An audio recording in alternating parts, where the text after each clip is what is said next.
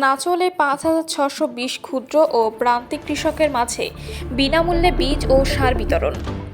নাচল থেকে ফারুক হোসেন ডনের পাঠানো তথ্যে বিস্তারিত জানাচ্ছেন অর্পিতা বিশ্বাস।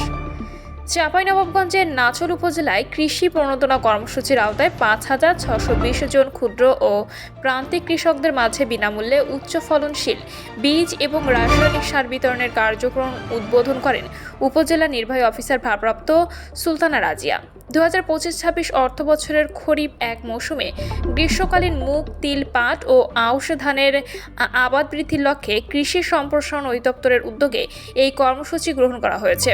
বৃহস্পতিবার ১৬ এপ্রিল সকাল 10:30টার দিকে উপজেলা চত্বরে আয়োজিত এক অনুষ্ঠানে কৃষকদের হাতে উন্নত জাতের বীজ এবং ডিএপি ও এমওপি সার তুলে দেওয়া হয়। কৃষি অফিসের তথ্যানুযায়ী বিভিন্ন ফসল ভেদে বিতরণের মাত্রা ছিল আউশ ধান কৃষক প্রতি ৫ কেজি বীজ, ১০ কেজি ডিএপি এবং ১০ কেজি এমওপি সার, পাট ১ কেজি বীজ, ১০ কেজি ডিএপি এবং ৫ কেজি এমওপি সার, মুগ ডাল ৫ কেজি বীজ, ১০ কেজি ডিএপি এবং ৫ কেজি এমওপি সার, তিল ১ কেজি বীজ, ১০ কেজি ডিএপি এবং ৫ কেজি এমওপি সার। উদ্বোধনী অনুষ্ঠানে উপজেলা নির্বাহী অফিসার ভারপ্রাপ্ত সুলতানা রাজিয়া বলেন, বর্তমান সরকারের কৃষি বান্ধব নীতির ফলে কৃষকরা সঠিক সময়ে উন্নত মানের বীজ ও সার হাতে পাচ্ছেন। বিশেষ করে আউশ এবং গ্রীষ্মকালীন ফসলের আবাদ বৃদ্ধি করে দেশের খাদ্য নিরাপত্তা নিশ্চিত করাই এই প্রণোদনার মূল লক্ষ্য।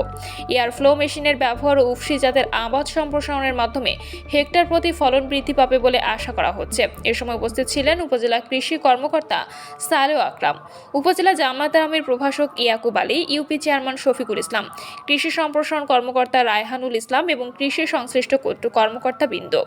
বিতরণ শেষে কৃষকদের আধুনিক চাষাবাদ পদ্ধতি ও সারের সঠিক ব্যবহার নিশ্চিত করতে পরামর্শ প্রদান করা হয়।